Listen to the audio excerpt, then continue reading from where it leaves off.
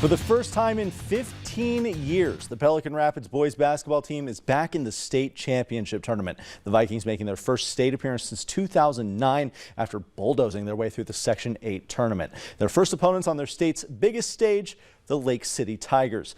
Lake City securing the third seed in the AA bracket after claiming the Section 1 title. Both teams with 24-5 overall records and orange and black color schemes. Kind of fun. Anyway, picking up the action in the second half, we've got a tie ball game. Lake City scoops it up under the Viking basket, but give it right back. Miguel Torres steps up and fires in the three-point shot. Pelican Rapids with a lead that they're going to add to very quickly. Just 30 seconds later, Charlie Larson with a catch and release feed and three-point land. The Vikings building themselves up a 6-point advantage here near the midway point of the second half. Moving ahead now, just under 3 minutes left. Vikings up by 2. Timmy Gollers, heavily defended, spins away for an open look. Fadeaway's gonna fall. Pelican Rapids up by 4. Lake City won't go away though. We're tied at 58, just seconds left on the clock. Goller will not be denied here. Drives into heavy traffic, gets this one to fall through a sea of defenders.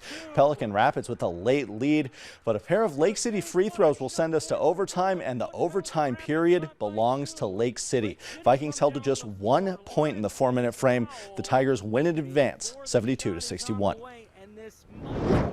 The Bison baseball team taking a short break from their Summit League play for a matchup with the Nebraska Cornhuskers. Nebraska with a 3-1 win, scoring in the first inning and then never surrendering that lead. Despite the loss, Jake Schaffner had quite the game for North Dakota State, going 3 for 4 at the plate, bringing in their 1 run of the game. Bison are now 5-15 overall. They're going to continue their annual season-opening long road trip. Next up, a 3-game league series in Tulsa against Oral Roberts.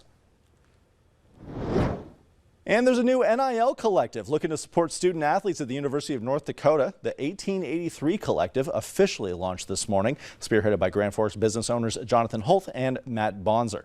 These kinds of organizations have become more and more common as athletes look for opportunities to profit on their name, image, and likeness. Collectives have become a big factor in recruiting athletes and in keeping them on board. NIL incentives are certainly a big reason for some to jump into the transfer portal and join a bigger program. Now the 1883 Collective is looking to help keep these student athletes in Grand Forks. We want to show them that the University of North Dakota can provide them the best opportunity, whether that's athletically or academically or for their career financially. So, once we get them here, we obviously want them to stay. It's absolutely part of the formula of just creating the most opportunity and being able to compete with other peer institutions.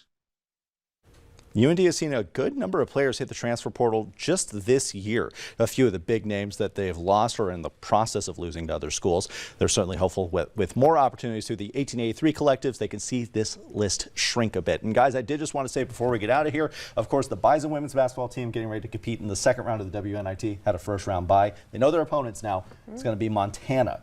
Montana versus NDSU in a postseason tournament just feels right. It does feel right. We don't know what time that game's going to be or where it's going to be played yet, but we'll have that information for you soon. All right, thank you, Devin.